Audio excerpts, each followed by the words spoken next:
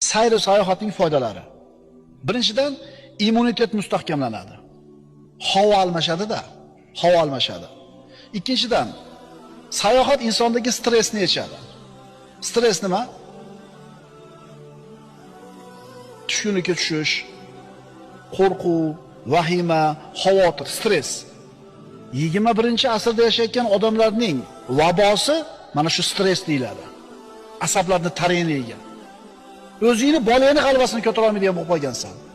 O'zingni bolangni g'alvasini, u boshqasini qo'y.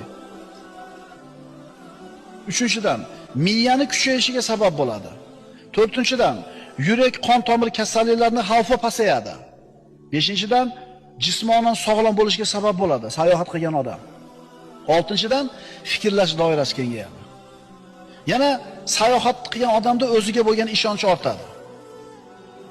Sayohat qilish kerak yigitlar, yoshlar.